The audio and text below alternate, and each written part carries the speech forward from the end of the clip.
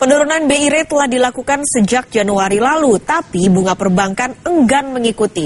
Untuk itu, pemerintah menggandeng Bank Indonesia dan Otoritas Jasa Keuangan untuk merancang jurus penekan bunga.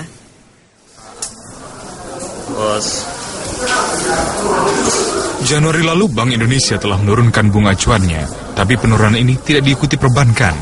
Hanya segelintir bank yang menyampaikan komitmen untuk menurunkan bunga kredit. Padahal, untuk mendorong laju ekonomi, pembiayaan bank menjadi kunci. Untuk itu, Bank Indonesia menambah kebijakan tidak hanya menurunkan suku bunga, tapi juga memangkas giro wajib minimum atau GWM bank. GWM adalah dana bank dalam jumlah tertentu yang wajib disimpan di Bank Indonesia. Sebagaimana KKI, kalau penurunan suku bunga itu saja kan memerlukan nanti penurunan suku bunga deposito, lending, dan segala macam memerlukan waktu.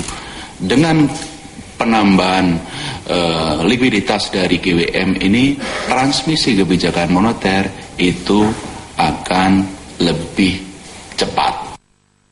Dengan penurunan GWM sebesar 1%, perbankan kini memiliki 34 triliun rupiah dana tambahan.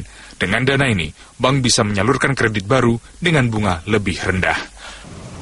Pada saat yang sama, pemerintah pun menyiapkan jurus baru. Kali ini pemerintah mencoba menekan bunga dana dengan membatasi bunga yang diberikan pada dana pemerintah yang ditaruh di perbankan. Jangan sampai pemilik dana, apakah itu BUMN, kemudian karena dananya banyak, dia tekan banknya. Saya mau 200% di atas BI rate, misalnya gitu. Atau 100% di atas BI rate. Selama ini banyak lembaga negara seperti BPJS, lembaga penjamin simpanan, dan BUMN yang menyimpan triliunan dananya di perbankan. Begitu juga pemerintah daerah dan BUMD. Namun bukan rahasia lagi, simpanan dana ini harus dibayar mahal oleh bank dengan bunga tinggi. Dengan pembatasan, diharapkan bank tidak lagi beralasan menahan bunga kredit mereka. Tahun ini semua kredit kita jenis apapun single digit. Ya, pada awal tahun depan, semua single digit. Dan kalau perlu makin turun lagi, harus sama dengan rata-rata kredit yang diberikan oleh bank-bank di Asia.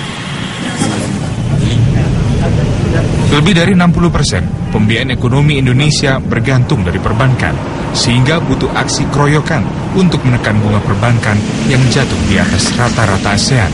Tanpa itu, pembangunan infrastruktur dan laju industri hanya menjadi mimpi. Tim Liputan, Kompas TV. Dengan